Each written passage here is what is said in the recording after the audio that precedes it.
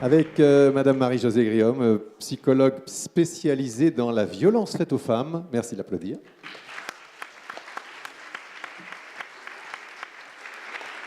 Et Monsieur Sillard, avocat au barreau de Poitiers, spécialiste en droit pénal.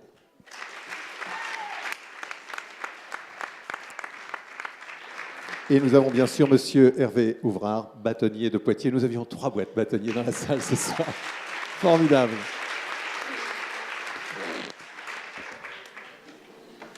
Merci, tout le monde m'entend. Lorsqu'on a préparé cette manifestation avec le conseil régional, que je remercie encore de mettre à notre disposition ces locaux, les agents du conseil régional doutaient que le droit puisse attirer quelques personnes que ce soit, et en particulier à 22 heures. Vous êtes la preuve qu'on peut se tromper positivement, et je vous en remercie vivement. C'est toujours une interrogation lorsqu'on organise une manifestation de cette nature, surtout sur le droit, mais on s'est trompé et c'est pas grave. Lorsqu'en 1930, André Gide, l'écrivain, décida de créer une collection aux éditions La Nouvelle Revue française intitulée « Ne jugez pas », il a retenu, parmi ses décisions judiciaires de référence, sur lesquelles il souhaitait porter un regard de reporter, lui l'écrivain, le procès de la séquestrée de Poitiers. Vieux, déjà de 30 ans, mais incontournable. Mais le naturel s'impose toujours. Le regard d'André Gide sur cette affaire judiciaire a été celui, non pas du reporter, mais du romancier, et celui du fils de famille qui réglait ses comptes avec son milieu, la bourgeoisie, sur lequel il prononçait un violent réquisitoire. Le manque d'objectivité de André Gide, fort heureusement, a été corrigé par le professeur Jean-Marie Augustin, dont l'analyse, dans son livre sur l'histoire véridique de la séquestrée de Poitiers, nous permettra aujourd'hui de comprendre cette affaire. Il nous fait évidemment le plaisir et l'honneur de sa présence aujourd'hui. D'autant plus le plaisir que vous étiez malade mardi, voilà, et que, évidemment, sans le professeur Augustin, nous aurions eu quelques difficultés à tenir cette manifestation. En raison des implications psychologiques, mais aussi psychiatriques de ce dossier, de la violence faite aux femmes et de la folie au quotidien, un éclairage professionnel était indispensable. Madame Griomme, professeure en psychologie, universitaire mais aussi clinicienne, va nous y aider.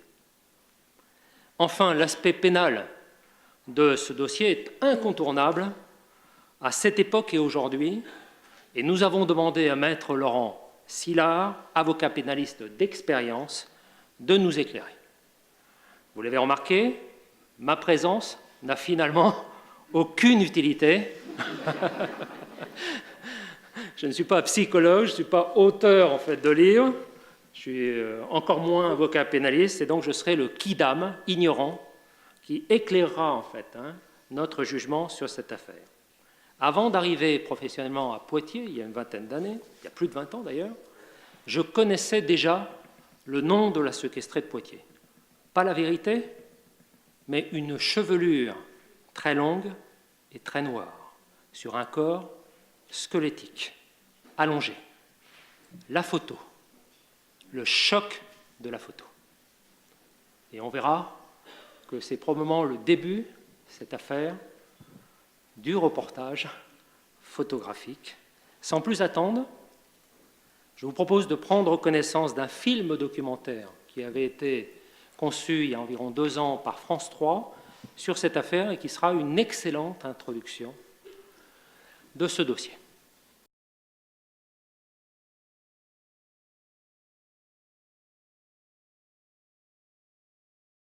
Histoire impressionnante. Ma première question sera pour le professeur Augustin.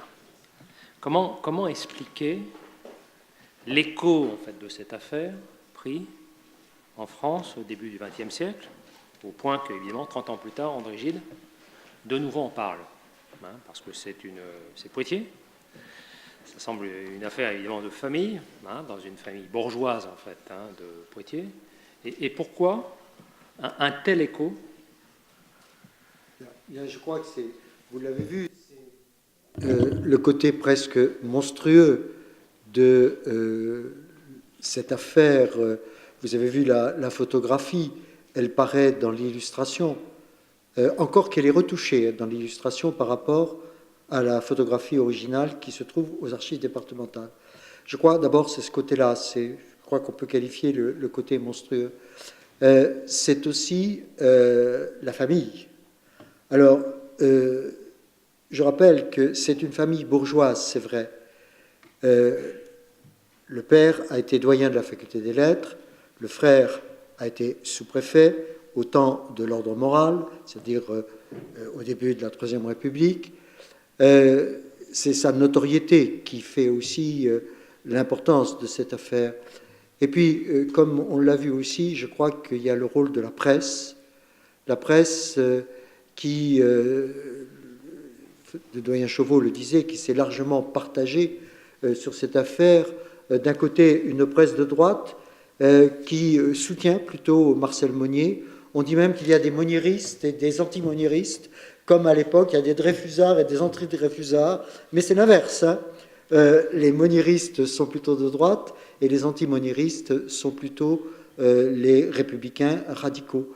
Donc je crois que la presse, comme toujours dans toutes les grandes affaires criminelles, la presse a un rôle important, c'est elle qui va donner véritablement l'audience au niveau national et même au niveau international.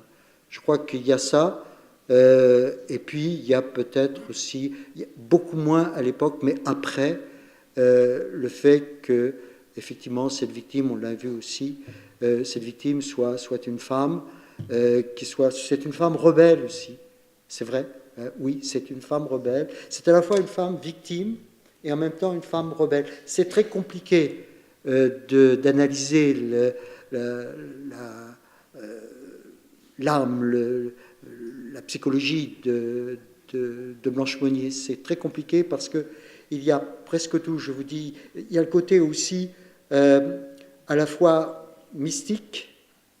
Je crois aussi que le film ne met pas assez l'accent sur un autre aspect. Il n'y a pas vraiment de séquestration.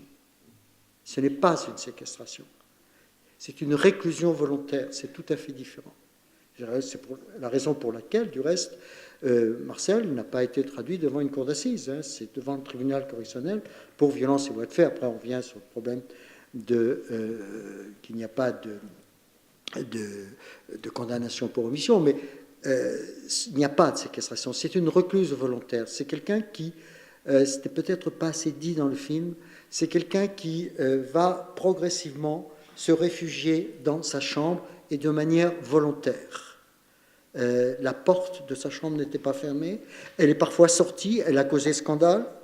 Donc il y a, vous voyez, je crois, tous ces aspects, le côté monstrueux, la famille, la presse et le côté rebelle de Blanche. Je crois que c'est tout ça qui a joué dans cette affaire. J'ai le sentiment, quand je vois ce reportage, que dans la famille Monnier, à part le père, tout le monde a un grain. Ah oui, tout à fait. C'est assez... pour être simple, en fait. Hein. Oui. Et donc, je voudrais, Madame Gréan, que vous nous donniez quelques clés pour analyser la psychologie de nos personnages. Alors, peut-être pas seulement à partir du film, mais j'ai lu très attentivement et avec grand intérêt donc, le livre de Jean-Marie Augustin qui donne de multiples détails hein, sur cette famille et même, je dirais, sur la généalogie. Parce qu'effectivement, il y a un trouble mental caractérisé hein, chez Blanche. Mais dans la famille, on a déjà un grand-père qui était un exalté.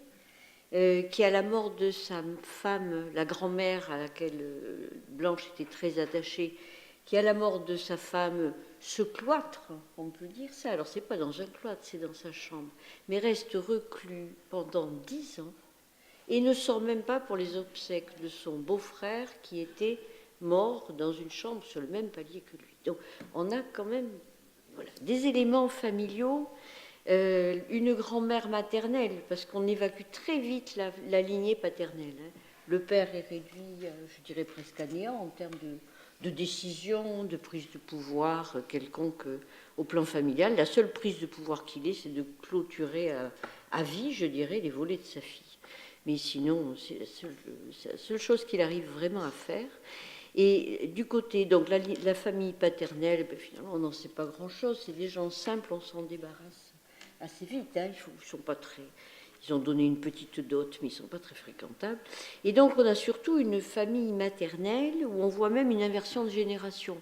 C'est-à-dire que comme ils finissent par habiter tous dans le même ensemble immobilier, la mère de Blanche commande sa mère et la traite quasiment comme une gouvernante. Autrement dit, elle contrôle tout d'une main de fer, sur un mode qui fait penser quand même à une personnalité qu'on dirait aujourd'hui maniaco-dépressive, parce qu'elle est vraiment dans l'emprise, vous le disiez tout à l'heure, dans le contrôle de tout le temps. Voilà. Le contrôle de tout le temps. Donc, c'est une femme qui semble, alors après coup, bien sûr, ça n'est que interprétatif, puisque on ne peut pas expertiser. Aujourd'hui, on ferait une expertise de la mère, dès qu'elle aurait été inculpée. Donc, une femme qui a quand même semble avoir une forte pathologie et qui a fait vivre des choses très difficiles à ses enfants et à son mari, enfin à tout le monde, apparemment, tous les gens qui passaient dans la maison, domestiques y compris, même si les domestiques avaient un statut un peu à part, je dirais, parce qu'elle n'avait pas d'amis. Sa seule amie de longue date a été une de ses anciennes domestiques, ou la sœur d'une des domestiques. Autrement dit, elle avait des relations où elle n'était pas en danger. Et à côté de ça, elle était quand même très fermée. Et on le voit bien vers la fin, quand son mari est mort. À un moment donné, elle va jusqu'à fermer toutes les portes et fenêtres de la maison. Donc, elle aussi, elle va s'emmurer. Et alors, il y a un processus très, très, très particulier, parce que, bon, Blanche en est venue à délirer, ça c'est une évidence, mais elle s'est mise à délirer assez tôt, pour se sauver peut-être, comme l'évoquait l'historienne tout à l'heure, peut-être j'y reviendrai tout à l'heure, mais on a en même temps un enfermement de la mère et de la fille, en parallèle, dans une relation qu'on pourrait dire sans doute fusionnelle, mais au sens où la fusion, c'est pas je t'aime, c'est à la vie, à la mort. C'est-à-dire où c'est toi ou c'est moi. Et que ces enjeux-là, on les voit dès le départ, et que ces enjeux-là, à la vie, à la mort, ils sont omniprésents aussi pour Marcel, pour le fils, qu'elle castre, puisque bon, c'est un terme technique, mais enfin, elle le réduit à rien. Il est un rien. Donc, on a vraiment une pathologie familiale, un fonctionnement qui n'est pas oedipien, un fonctionnement un peu de type psychotique. Autrement dit, on peut inverser les générations. Il y a une mauvaise différenciation entre la mère et sa fille, même si elle la maltraite très tôt, très très tôt, parce qu'elle lui fait vivre en petite dimension, quand elle est enfant, ce qu'elle va vivre pendant 30 ans quand elle sera adulte. Autrement dit, quand elle elle était agitée très tôt, on peut penser qu'il y avait quand même des choses qui agitaient cet enfant, qui avait un côté un peu garçonne, un peu assez libre, autonome de la personnalité, et qui a tenté, on dirait, de s'opposer très fort au tout pouvoir de cette mère qui ne laissait paraître aucune faille, alors qu'elle en avait beaucoup, mais qui ne laissait rien paraître à ses enfants. Et petite, donc, quand elle était punie, et elle a été de plus en plus souvent punie, parce que elle avançait en âge, 8 ans, 9 ans, 10 ans, des âges où les enfants obéissent à peu près, enfin, période de latence, nous on dit en psychanalyse, c'était pas particulièrement le cas de Blanche, même si c'était jamais très terrible ce qu'elle faisait. Elle était privée de repas ou mise au pain sec, et elle allait non pas, comme c'était à l'époque, réfléchir dans un cabinet de pénitence, où il n'y avait rien à faire si ce n'est se concentrer sur ses fautes, mais on la mettait vraiment au placard, dans le noir, dans l'obscurité, ce qui la rendait folle. Les enfants qui ont connu ça, moi j'ai une patiente comme ça, qui était mise à la cave pendant des heures pour des broutilles, voilà, dans le noir, avec des bêtes, etc. Et donc on voit, il y a un parallèle, bon, je ne peux pas aller plus loin que ce que j'en dis là, mais entre les traumatismes qu'elle a connus enfant, sous la férule de sa mère, vous parlez d'une folle coche, voilà, sous la férule de sa mère, enfin, grave mélancolique, avec cette manière de contrôler complètement l'autre. Et ce qu'elle a choisi volontairement de vivre par la suite. Voilà. Je pourrais en dire, il reviendra peut-être. Oui, je retiens tout à fait ce côté fusionnel dont vous parlez. Je crois que c'est tout à fait vrai. Mais parce que je crois que Madame Monnier aime sa fille, c'est vrai. Parce qu'il y a quelque chose d'étonnant. Puisque Blanche refuse de s'alimenter, eh bien, on va faire venir de l'Hôtel de l'Europe et de l'Hôtel de France des mets choisis, foie gras, pâté, etc. Blanche raffolait des huîtres, donc on va lui acheter des huîtres pour essayer peut-être de l'alimenter. Et en réalité, que faisait Blanche? Alors d'abord, les bonnes en détourner une partie, et puis bien le reste, ça restait dans sa chambre, sur son lit. C'est pour ça que c'était son lit, c'était un véritable grabat avec de la pourriture, avec des coquilles d'huîtres, avec des excréments frais et secs. Enfin, je passe tous les détails. Et puis aussi de la nourriture qui était là, qui restait, surtout dans les derniers mois. Mais c'est vrai qu'il y a ce côté à la fois où la mère aime sa fille, mais en même temps, il y a aussi cette rigueur qui là correspond quand même aux règles de la bourgeoisie, un peu, ça tout à fait, ça je crois quand même, il faut le reconnaître, cette rigueur qui l'oblige ainsi à la contraindre, à l'empêcher d'être libre, à l'empêcher de s'exprimer, etc., etc. Il y a tout ça qui se manifeste et qui est tout à fait dramatique, c'est vrai. Oui, Voilà. Ah oui, c'est dramatique. Oui, c'est tout à fait dramatique. Mais je crois quand même que Madame Monnier, c'est au-delà de la norme bourgeoise qu'elle est censée transmettre et encadrer. Je ne suis pas tout à fait d'accord avec ce qui a été dit. Cette famille n'a aucune ambition. En réalité, elle ne correspond pas du tout à la bourgeoisie. C'est une famille très, très marginale. On pourrait dire c'est une famille marginale. Ils vivent entre eux, ils sont complètement confinés, elle ne sort pas. Marcel va un peu à la Société de Saint-Vincent-de-Paul, mais c'est rien, quoi. Et ce n'est pas du tout ce qu'on en a fait, c'est-à-dire un tenant du cléricalisme. Madame Monnier n'allait plus à la messe, par exemple, aussi. Voilà, donc il y a un tas d'éléments qui montrent bien que cette famille n'était pas représentative de la société bourgeoise à Poitiers, certainement pas. C'est pourtant un doyen de la faculté de lettres. Ah oui, mais que voulez-vous Mais je crois qu'il était enfermé. Lui, il était enfermé dans ses études. Tout à fait. Il y avait que ça qui comptait. Encore qu'on le connaît assez mal, parce qu'il est mort en 1880 quelque chose. Donc, on le connaît. Sa personnalité n'est pas tellement connue. Mais je sais, j'ai regardé. Bon, c'était un professeur comme on l'était à l'époque, et un doyen aussi. Ça n'a rien à voir avec un doyen d'aujourd'hui. On le disait pas très imaginatif, plutôt appliqué, pas très imaginatif. Voilà. On a en face de nous monsieur le doyen de la faculté de droit, qui ne s'appelle pas Monnier. Finalement, sur le plan pénal, tout ça a accouché d'une souris, puisque je crois comprendre que personne n'a été condamné en définitive.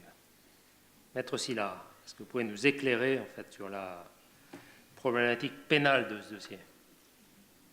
Eh bien, j'ai relu tout le code pénal à la recherche des infractions qu'on pouvait retenir aujourd'hui. C'est le moment de nous l'exposer. C'est un exercice un peu fastidieux, mais sans danger. Et au départ, j'étais convaincu que j'allais trouver de nombreuses infractions, incriminations qui pourraient s'appliquer. Et au fur et à mesure, je me suis rendu compte que tel n'était pas le cas en réalité.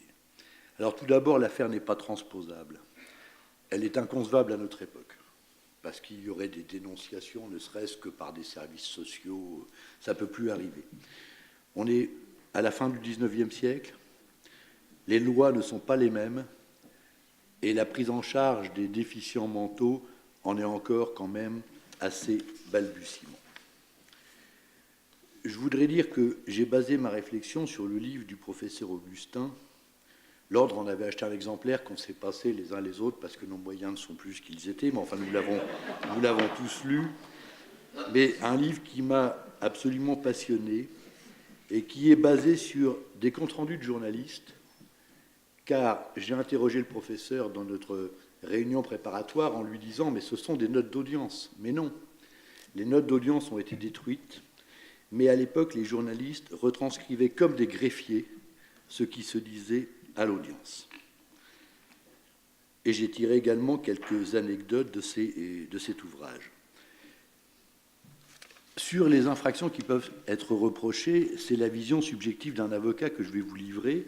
Elle est donc bien évidemment sujette à votre propre interprétation. Il faut rappeler, c'est un point important, que Blanche Monnier était majeure. Ça compte dans les incriminations autant à l'époque qu'aujourd'hui. Et n'ont été poursuivis au final dans cette affaire que la mère et le frère, la mère étant décédée en cours d'instruction, et seul le frère, qualifié de débile par son propre avocat, a été jugé. Alors c'était un ancien sous-préfet qui avait été révoqué et dont le père s'inquiétait de son avenir professionnel, à telle enseigne qu'il avait interrogé toutes ses connaissances, y compris dans les plus hautes sphères de l'État, en disant « mais faites-en quelque chose, faites-en au moins un substitut ». Alors, je ne vais pas commenter davantage cette proposition, qui d'ailleurs n'a pas connu de suite, ce qui était sans doute très juste. Sur les infractions, la séquestration, c'est la première infraction qui a fait l'objet de l'instruction. Et la chambre d'accusation de l'époque a abandonné ce chef de prévention. La séquestration, c'est un crime aujourd'hui, à partir du moment où cette séquestration est d'une durée supérieure à 7 jours et qu'il n'y a pas de libération volontaire avant. Elle est punie de 20 ans de réclusion.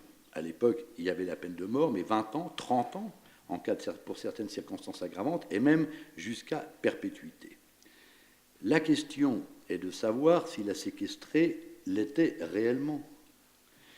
Et de mon point de vue, on a parlé de réclusion volontaire, je dirais qu'elle était plus cloîtrée que séquestrée. Cloîtrée parce que la porte de sa chambre était ouverte, et si la fenêtre avait été condamnée, c'était pas initialement, mais ça tenait essentiellement à des raisons de pudeur, puisqu'elle s'exhibait nue à la fenêtre, et qu'en face de sa chambre, il y avait un estaminet peuplé de soldats, et tous les soirs, il y en avait davantage pour venir admirer le spectacle. Et le père en a eu un jour un peu marre, et il a fait cloîtrer la fenêtre, condamné la fenêtre, mais également sans doute dans un souci de sécurité, puisque déjà à l'époque, il était question qu'elle puisse sauter par la fenêtre. Par ailleurs, elle était bien nourrie, on vient de vous le dire, ça venait de l'Hôtel de France, qui est toujours un restaurant prisé, et on lui amenait des huîtres, elle en mangeait une, les autres restaient sur place. Donc, la séquestration a été abandonnée, et je pense qu'aujourd'hui, pour des raisons totalement identiques, ce chef de prévention serait également mis de côté. Alors après, il y a pas mal d'infractions, d'incriminations que j'ai souhaité examiner. Alors, il y a 3 catégories. Il y a celles que j'ai rejetées, il y a celles sur lesquelles j'ai un doute, et il y a celles que j'ai fini par retenir. Une des premières incriminations, c'est dans le texte qui définit la non-assistance à personne en danger, il y a en fait 2 infractions différentes. La première, c'est l'abstention volontaire d'empêcher un crime ou un délit contre l'intégrité corporelle de la personne. Mais on est dans des conditions très particulières. Le péril doit provenir d'une menace d'infraction et son objet est de provoquer une intervention immédiate sans risque pour son auteur. Mais ce texte n'impose pas l'obligation de dénonciation. Donc, sur ce premier délit, j'ai considéré qu'il devait être rejeté. Un deuxième délit, on n'y pense pas souvent, parce que là, effectivement, c'est vrai qu'il faut un peu regarder, c'est le délaissement d'une personne hors d'état de se protéger elle-même, en raison de son état physique ou psychique. Il y a eu des cas de condamnation dans des affaires tout à fait similaires à la séquestrée, mais qui ont systématiquement été cassés par la Cour de cassation. Car la jurisprudence exige un acte positif, exposant de la part de son auteur une volonté d'abandonner définitive, ce qui n'était pas le cas en l'espèce, comme le prouve d'ailleurs, ne serait-ce que la durée, évidemment, de la pseudo-séquestration. Il y a la mise en danger d'autrui, exposer autrui à un risque de mort ou d'infirmité permanente. Ce texte n'a pas du tout été prévu pour des cas de cette nature, et il impose une violation manifestement délibérée d'une obligation de sécurité imposée par la loi ou le règlement. Je crois que ce n'est pas le cas, et la négligence, surtout, est exclue quant à l'application de ce texte.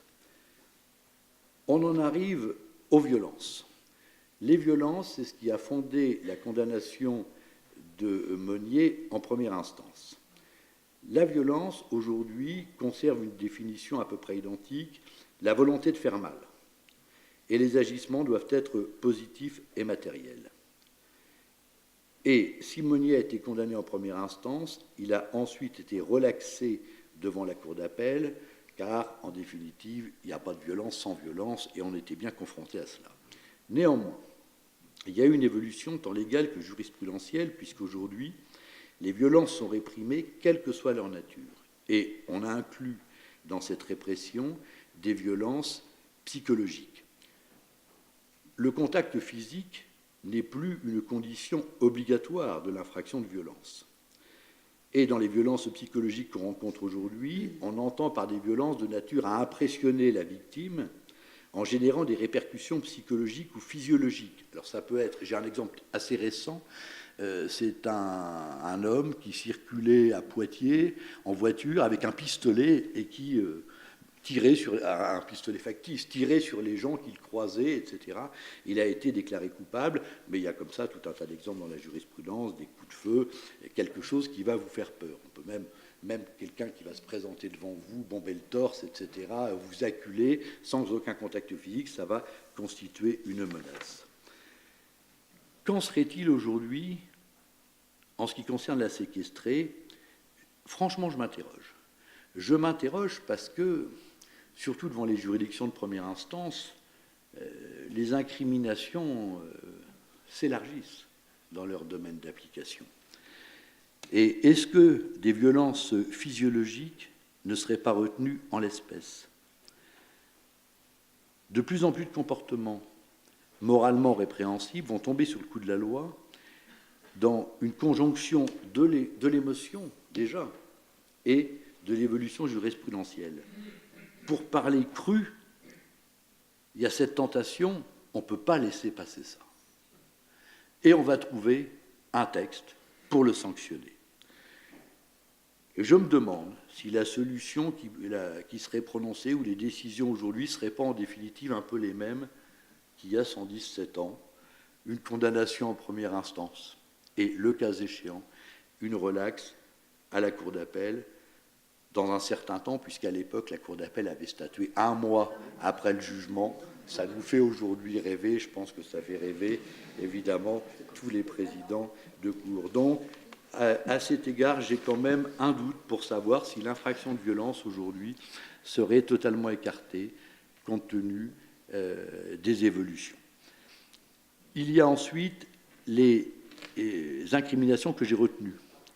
La non-dénonciation de crime. Là, c'est l'abstention qui est réprimée. Mais, particularité dans l'affaire de la séquestrée, sont exemptés les parents, frères et sœurs et leurs conjoints, et les conjoints de l'auteur ou du complice du crime, à l'exception des mineurs. Mais encore une fois, Blanche Monnier n'était pas mineure. Ainsi, la famille elle-même n'avait pas vocation à dénoncer les crimes, l'immunité familiale.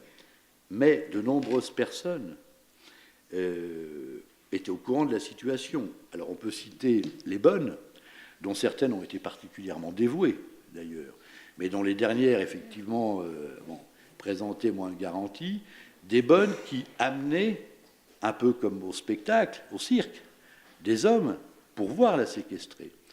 Et il est vraisemblable que le dénonciateur anonyme est un de ces visiteurs qui s'est ému du spectacle et qui, même sous le coup de l'anonymat, a quand même fait son devoir. Donc cette dénonciation de crime, je la retiens comme une incrimination possible, mais à l'égard de qui, évidemment, de tiers à la famille.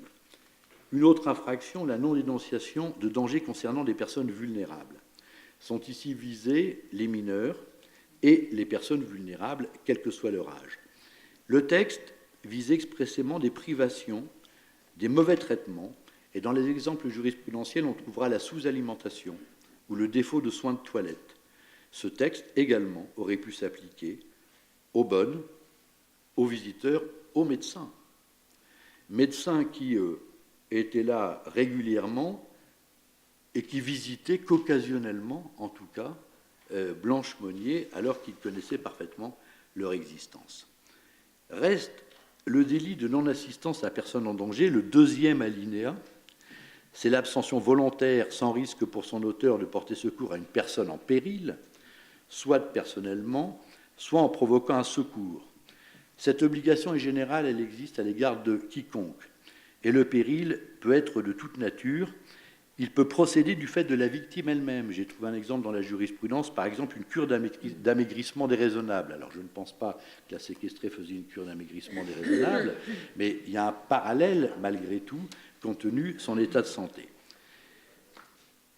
Mais là encore, les choses sont compliquées. Le péril doit être imminent et constant et nécessiter une intervention immédiate. C'est ce qu'on appelle une infraction instantanée. Et selon la doctrine, et je me suis référé à une doctrine récente, la non-assistance à personne en danger ne saurait être utilisée pour punir une privation de soins prolongée, et l'infraction aurait-elle existé à l'époque qu'elle n'aurait pas pu davantage que les violences sanctionner le comportement des personnes poursuivies dans l'affaire de la séquestrée de Poitiers. Et la doctrine, là, m'a quand même posé une véritable difficulté. Une véritable difficulté, puisque on nous dit, en définitive, il aurait fallu être confronté à un risque de mort immédiate. Et ce risque de mort existait potentiellement, mais il était différé dans le temps, à savoir qu'il ne fallait pas que ça continue trop longtemps, mais on n'était pas confronté à ce risque de mort imminente. Alors la jurisprudence, parce que l'état de santé de la séquestrée était plus que préoccupant, bien évidemment. Mais la jurisprudence considère que l'état de péril est un état dangereux ou une situation critique qui fait craindre de graves conséquences pour la personne qui y est exposée et qui risque, selon les circonstances, soit de perdre la vie, soit des atteintes corporelles graves. Je pense que cette jurisprudence est plus pertinente, bien évidemment, que la doctrine que je vous ai exposée tout à l'heure, que tel était bien le cas de la séquestrée de Poitiers. J'ai envie de dire qu'au-delà du droit, ça tombe sous le bon sens, quand on est confronté à un spectacle pareil, et j'ai évidemment retenu cette dernière infraction. En conclusion, une telle affaire médiatisée à l'extrême. On apprend dans le livre que les photos de Monnier ont été retouchées pour lui faire une tête de monstre. On lui a fait des sourcils de diable, etc. La presse, vraiment, s'est laissée aller. Mais une affaire comme ça heurte les consciences. Mais c'est la rencontre périlleuse, difficile, entre la morale et le droit. Ça a été le cas à l'époque, puisque le tribunal a rendu un jugement de Salomon, condamné, pas trop sévèrement. Et la cour d'appel a fait triompher le droit, comme souvent. La décision de relax était, selon moi, justifiée. Mais l'évolution légale et jurisprudentielle, les temps, les mœurs, la manière de penser, la place des femmes aussi, les violences, depuis 120 ans, conduiraient, je le crois, à une décision de condamnation, au moins, des chefs des délits d'abstention. On ferait fi de tout ce qu'a exposé sans doute avec un grand talent l'avocat de Monnier. Parce que si cet homme était malvoyant, dépourvu d'odorat et qu'au profil, l'un expliquant peut-être l'autre d'ailleurs, cela ne peut que caractériser une circonstance atténuante. Vous voyez qu'au final, on ne se refait pas. La défense, c'est comme ça, on essaye toujours de trouver des excuses à tel ou tel homme, et je pense qu'effectivement, Monnier à l'époque a été justement relaxé. Aujourd'hui, je ne sais pas ce qu'il en serait, mais je crois quand même que les nouveaux délits pourraient l'amener à être retenu dans les liens de la prévention. Est-ce qu'il y a d'autres affaires comparables? Alors, d'autres affaires comparables, pour être franc, j'en ai pas trouvé, et c'est pas faute d'en avoir cherché, puisque la séquestration va être pratiquement toujours le corollaire d'une autre infraction. On va séquestrer pour obtenir quelque chose. Il y a les prises d'otages, bien évidemment, on peut en parler. Après, il y a les affaires type affaire d'Outreau, où la séquestration permet l'esclavagisme sexuel. Mais une séquestration de cette nature-là, dont l'objet ou le mobile est incertain et pose question. J'en ai pas trouvé. Et je m'étais engagé à en chercher, pas à en trouver, c'est une obligation de moyens. J'ai fait vraiment tout ce que j'ai pu, mais j'ai pas trouvé de cas similaires. Je crois d'ailleurs que c'est ce qui fait le caractère très particulier et atypique de cette affaire, c'est qu'il n'y avait pas de raison. Et là où il n'y a pas de raison, il y a toujours une interpellation, il y a toujours un mystère qui fascine. Et je crois que ça a aussi participé à l'intérêt médiatique de cette affaire. On est quand même très surpris, 25 ans en fait, dans cette situation, hein, plusieurs bonnes, une famille connue à Poitiers, et finalement on se limite aux frères. Est-ce qu'il n'y a pas une notion de responsabilité, je ne dis pas collective, d'irresponsabilité collective? Enfin, là, en matière pénale, on est dans un droit d'interprétation stricte. Il faut une infraction précise, il faut un auteur déterminé. Il ne peut pas y avoir de procès collectif en la matière. Je crois qu'il faut ramener les choses à la fin du XIXe siècle. Alors, je ne suis pas un spécialiste du tout de cette époque, mais je crois qu'il était de notoriété publique qu'il y avait un problème chez les Monnier. Oui, mais on n'en parle pas. On n'en parle pas, c'est vrai. C'est le mur de la vie privée. Tout à fait, Voilà. vous l'expliquez très bien dans votre livre, mais il ne reste pas moins que les voisins, les passants savent qu'il se passe quelque chose. Ce sont de simples rumeurs. Oui, mais on sait aussi que la fille est folle. Oui. On sait aussi que la fille est folle. Après, aujourd'hui, quand vous êtes confronté à un cas de cette nature, vous vous adressez à des spécialistes du monde médical. Voilà ce qui vient à l'esprit. Et tout un système va se mettre en route. À l'époque, et c'est ce que dit d'ailleurs la mère de Madame Monnier, elle se sacrifie pour sa fille. Elle se sacrifie pour garder sa fille chez elle. Et je pense que le voisinage, les témoins sont sensibles à cela, au fait qu'on veuille conserver celle qui est malade, celle qui n'est pas comme les autres, avec soi pour s'en occuper personnellement. Je pense que ça a aussi compté dans cette histoire, qui n'est faite que de rebondissements. Et puisque, quand on parle de Madame Monnier, ça a été dit, mais en définitive, ce qui avait fondé le procès, c'était la suspicion d'une machination du frère et de la mère pour spolier la fille, ce qui était totalement faux, puisque, en définitive, c'était le fils qui était spolié, mais on s'est fait tout un tas d'idées toutes faites, tout comme celle de l'avocat amoureux qui l'aurait séduite, mis enceinte, tout ça était complètement farfelu et ne correspondait pas à la réalité, mais c'est une affaire, mais il y a des affaires comme ça, il y en a eu d'autres, il y en a eu plus récemment, il y a des affaires comme ça qui explosent médiatiquement, et après, comment arrêter les choses? Et il est révélateur, je le disais cet après-midi, il est révélateur de voir que, et ça a été rappelé tout à l'heure, alors qu'il y a une hostilité terrible face à la famille Monnier. On veut leur mort. On veut leur mort. Le premier jour du procès, tous les gens dans le tribunal, à l'intérieur de la salle d'audience, changent d'avis et s'aperçoivent qu'en définitive, on fait un mauvais procès à Monnier. Mais tous les gens qui sont sur la place du palais continuent à scander et à demander, à hurler pour que Monnier soit condamné à mort. Et ça, jusqu'à la prison. Donc, c'est assez compliqué. Sans doute le savait-on, mais la réaction aujourd'hui, vous voyez ça chez votre voisin, enfin, vous appelez quelqu'un. Voilà, il y a des numéros, il y a, je ne sais pas, il y en a 35, des numéros d'urgence pour les enfants, pour ceci, pour les femmes battues, pour tout. Bon, voilà. Et rien de tout cela n'existait. Et encore une fois, pénalement, on est uniquement dans des délits d'action, des délits positifs. Il n'y a pas de délits par omission qui sont inventés beaucoup plus tard. Est-ce que la salle a des questions?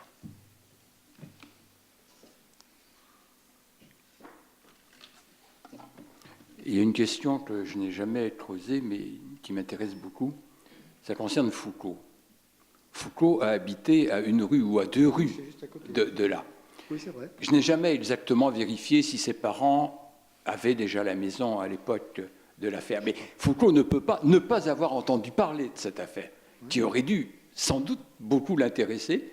Et je ne crois pas qu'il n'en ait jamais parlé. Je n'ai vu ça. C'est curieux, hein.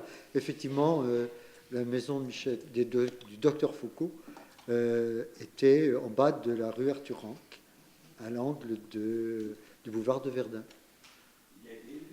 Oui, c'est vrai, tu as raison.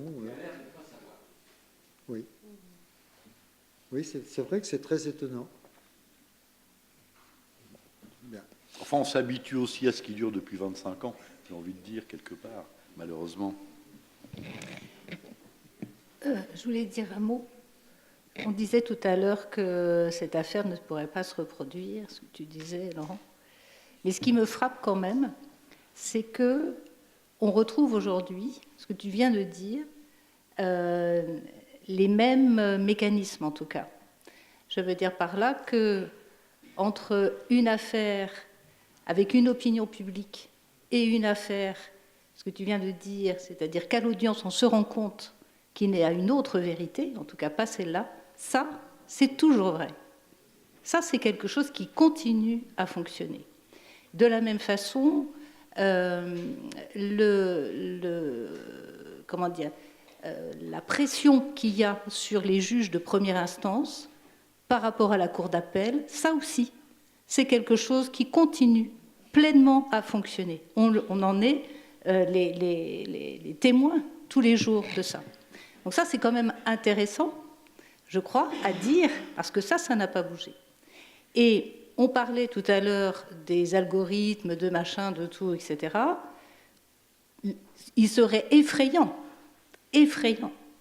que l'on puisse imaginer un système, quel qu'il soit, où on soit privé justement de ces lieux singuliers qui sont les lieux d'audience avec cette oralité singulier, où on ne parle que d'un homme, que d'une femme, que d'une histoire, et qui évidemment ne peut pas se traiter par des algorithmes quels qu'ils soient, et qui ne peuvent pas se faire sans oralité et sans humanité. Ça, c'est quand même quelque chose qui traverse l'histoire humaine et l'histoire de la justice. Si je peux me permettre, j'avais envie de rebondir sur ce que vous évoquiez, parce que vous dites finalement les mécanismes judiciaires, on les retrouve, il y a de la constance au-delà des années écoulées, et j'ai envie de dire que les mécanismes psychiques, c'est la même chose. C'est-à-dire que le développement de sa pathologie, on peut le suivre et voir qu'à un moment donné, elle avait fin de l'adolescence, adolescence jusqu'à 15 ans, elle était tranquille quand elle est allée apprendre un certain nombre de choses. Elle était vive, elle était gaie, enjouée. Et puis ensuite, là, elle est rentrée dans l'adolescence avec une question sexuelle qui s'est posée, parce qu'il y a la question d'une relation peut-être incestueuse, au moins incestuelle avec son frère. Il y a la question d'une rencontre, en tout cas d'un éveil du désir, qui est venu se heurter très très fort avec un désir de pureté, une tendance idéaliste marquée, une tendance à l'exaltation qui était peut-être pas si hystérique que ça.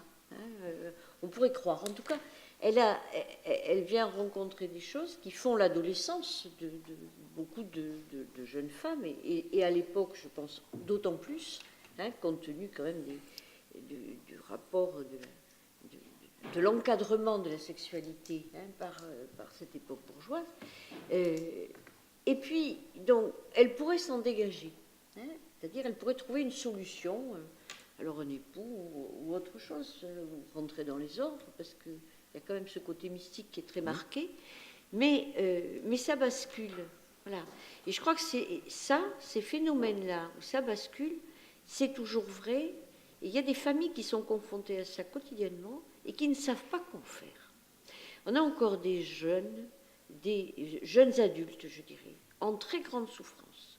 Des jeunes adultes qui s'enferment avec des ordinateurs, qui ne sortent plus de chez eux, ou qui s'installent alors sur un mode psychotique, hein, un peu comme Blanche. Blanche, elle a basculé. Qui gardent dans leur chambre tous les détritus, des poches poubelles, ou à qui on a loué un appartement qui est rempli complètement de déchets. C'est-à-dire des gens qui, après ce passage du Cap Horn qu'est l'adolescence, se prennent pour des déchets eux-mêmes. Et la mère de Blanche, c'est ce qu'elle a fait à ses enfants. Hein. Ils étaient des riens. Et ça, elle le répète, je suis ne rien, je suis ne moins que rien dans cette famille, dans cette maison. Elle ne dit même pas famille. Le mot famille, je ne sais pas si elle l'emploie beaucoup, hein, dans cette maison. Et donc, ça existe toujours, et ça reste dans le silence des familles encore aujourd'hui. Moi, je n'ai rien vu sur l'inceste entre le frère et la sœur. Maintenant, ces questions-là, généralement, elles ne sont jamais évoquées. En revanche, il est mentionné c'est un mot poitevin, qu'elle raffolait des drôlières.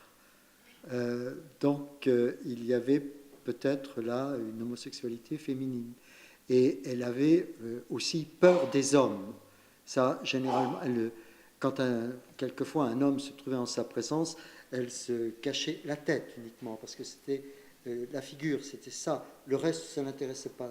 Même, elle était complètement nue, mais elle se cachait, elle avait une couverture, elle ne pouvait pas supporter notamment la vue d'un homme. Alors, il y a peut-être plutôt de ce côté-là quelque chose. Là, dans la question du sexuel voilà, qui surgit à l'adolescence, c'était son homosexualité. Et ça, c'était très difficile à assumer. C'est très difficile de trouver cela, surtout dans un document de l'époque, que c'est à peine évoqué, mais quand même on le retient. Pourquoi dans cette bourgeoisie de province, très fermée, vous parlez de la question de la vie privée, pourquoi à un moment ça sort ? Oh bien, ça sort tout d'un coup, hein, c'est par la lettre anonyme, hein, tout simplement. Mais j'imagine que probablement que des signalements de cette nature sont déjà intervenus avant. Pourquoi, à ce moment-là, on s'intéresse au dossier des Monnier ? Je crois, vous parlez du début de l'affaire, oui. Je crois effectivement parce que ces petites bonnes, ça a été évoqué, les petites bonnes n'en peuvent plus, hein. Elles sont deux, ça devient carrément insupportable, puis en même temps, elles font monter effectivement des gens pour voir le monstre, c'est un peu ça, hein, pour voir le monstre, pour voir dans quelle situation elle se trouve, et il y a quelqu'un qui, on n'en sait rien, mais on pense que c'est l'ordonnance d'un officier qui en a parlé à son supérieur, et c'est l'officier qui a rédigé la lettre anonyme, parce que c'est écrit dans un français tout à fait correct. Donc c'est l'officier, mais c'est sans doute donc une ordonnance qui fréquentait l'une des petites bonnes qui a sorti l'affaire. Maintenant, comme je disais tout à l'heure, il y avait effectivement des rumeurs. Il y avait un entrepreneur de travaux publics dans l'impasse Arturan, qu'aujourd'hui, l'impasse de la Visitation, qui en avait parlé, qui en parle aussi. Alors, c'est vrai que tout ça va sortir au moment de l'affaire. Hein, tous ceux qui ont entendu quelque chose, entendu une rumeur, entendu des bruits, entendu des cris, tout cela, d'abord les journalistes, ils vont comme aujourd'hui, hein, ils font le tour du voisinage et ils interrogent les voisins, et là, on parle. Mais vous comprenez bien qu'ensuite, pour moi-même, quand j'étais confronté dans mes recherches, ensuite dans la rédaction, comme je n'avais que cela, il a fallu quand même prendre évidemment des précautions, hein, parce que parole de journaliste, moi je m'en méfie toujours un peu, mais il y a des fois où il n'y a que ça, hein, donc il faut bien faire avec. Hein. C'est un petit peu comme dans des archives du Moyen-Âge, il faut faire avec, hein, c'est comme ça, donc on ne peut pas trop extrapoler d'un autre côté. Donc il y a quand même des rumeurs, mais je vous dis, elles sortent surtout au moment de l'affaire, comme l'histoire du prétendu amoureux de Blanche, Maître Calmeil, qui effectivement avait pignon sur rue, sa tombe est tachée de verre, protestant, on voit que c'est une tombe protestante, effectivement, mais je crois qu'il n'y a jamais eu de relation amoureuse. On a même parlé d'un enfant et que cet enfant était mort-né, que c'est pour punir Blanche qu'on l'aurait séquestré. Tout ça est une affaire de journaliste qui sort uniquement en 1901. Hein. Tout cela n'a rien à voir avec le fond de l'affaire, le fond du dossier. Voilà. Et pourquoi André Gide choisit cette affaire? Je ne sais pas. Je crois que ça a été dit au début, tout le monde le pense, c'est pour régler ses comptes avec sa propre famille bourgeoise, là il s'est complètement trompé, avec la société bourgeoise. Lui-même est issu d'une famille d'universitaires, ça colle.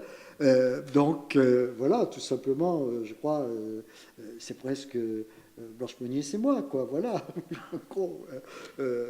Mais je pense que Gide, du reste, me fait, en réalité, parce qu'il joue au reporter, et il reprend presque intégralement le journal de la Vienne, hein, c'est-à-dire l'un des 3 journaux de l'époque, c'est le journal bonapartiste, encore bonapartiste, qui a beaucoup évolué. Il y avait 3 journaux à l'époque.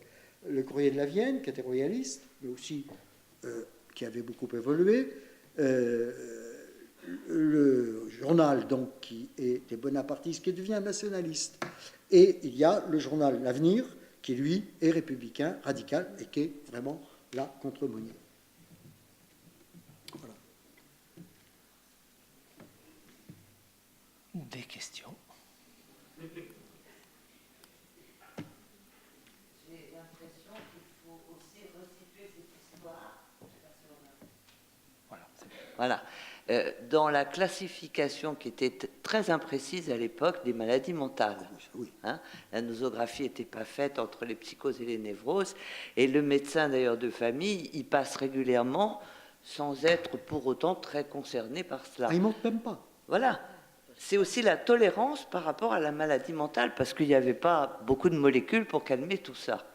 Alors on a parlé d'anorexie, c'était sûrement pas une anorexique, c'était un symptôme. Je pense que le mot n'a jamais été dit de schizophrénie, de psychose, mais c'est de ça qu'il s'agit. Non, alors, si vous voulez, peut-être que si j'avais été plus à l'écoute des médecins, psychiatres aujourd'hui, ce que je n'ai pas fait, si vous voulez, j'ai voulu rester dans l'ouvrage sur, effectivement, la psychiatrie, les débuts de la psychiatrie, enfin, non, ce n'est pas les débuts, parce qu'il y a déjà eu l'escarole-épinel, enfin, l'évolution de la psychiatrie dans les années de la fin du XIXe siècle. Donc, j'en suis resté là, et c'est peut-être une erreur, ça je veux bien le reconnaître, parce que je me suis un peu intéressé à ce problème d'anorexie, et ce qui m'a amené à l'anorexie, c'est aussi le mysticisme, c'est-à-dire ces anorexiques mystiques, Catherine de Sienne, Saint-Angèle Merici, ces Italiennes qui, parce que le jeûne et l'abstinence, c'est le moyen de servir Dieu, hein, et par conséquent, donc, on mange le moins possible, même que je crois Catherine de Sienne se contentait de nourriture de l'hostie, hein, de l'Eucharistie, dit-on. Donc voilà, et il y a ce côté chez Blanche, à l'Union chrétienne, on a pu lui parler aussi de Sainte Radegonde, des recluses donc les sœurs ont pu aussi l'orienter de ce côté-là.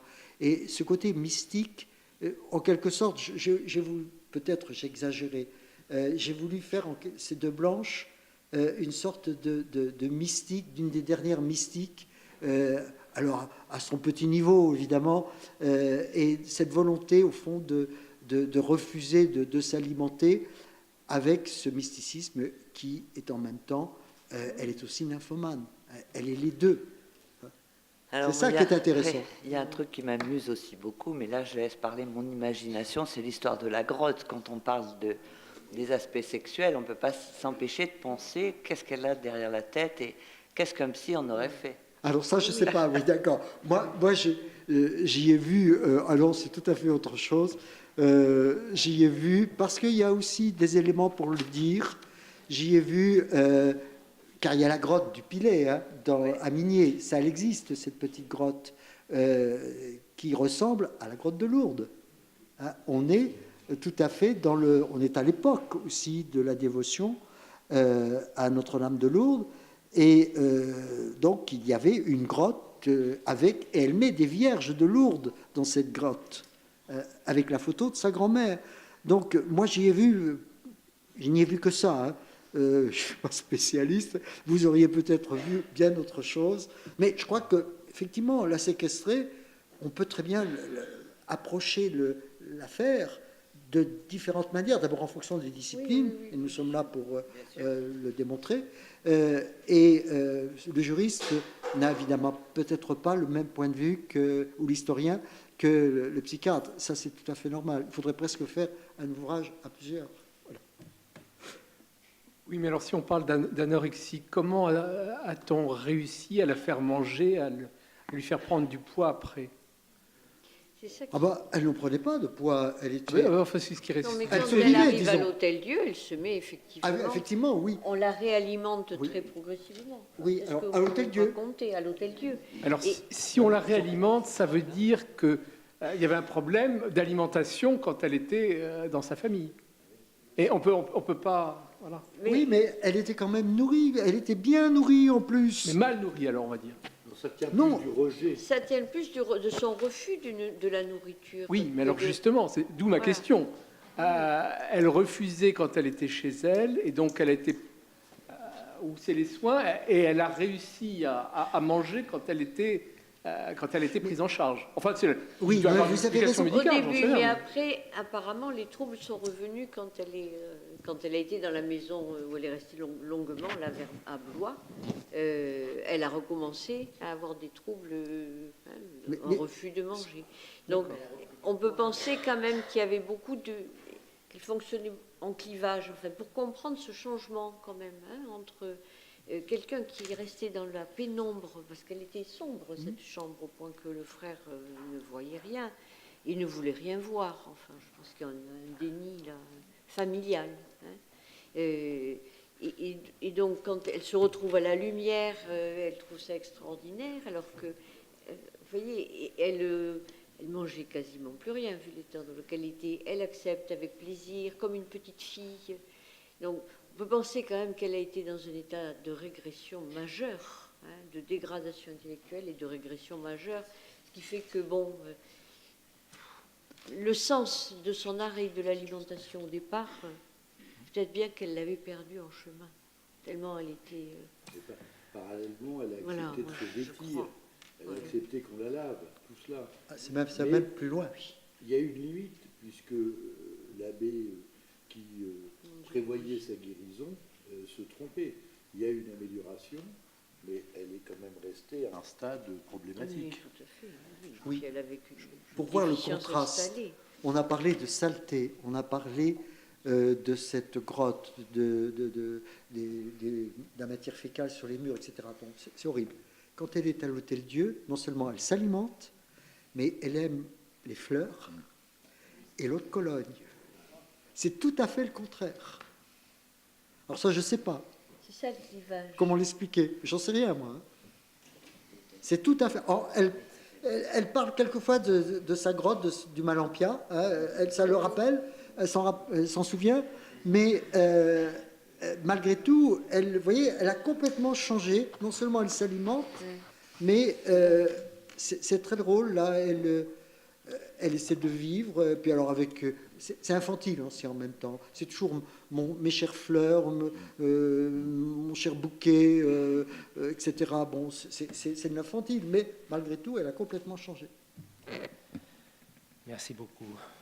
Cette grotte, ce sera donc le dernier mystère. J'ai des amis de Mini-Ausence en haut, là-bas. Je vous propose de chercher, en fait, cette grotte. Je crois que ce sera le mot de la fin. Et je voulais tous vous remercier d'avoir participé à cette manifestation et bien sûr à vous tous publics. Merci beaucoup.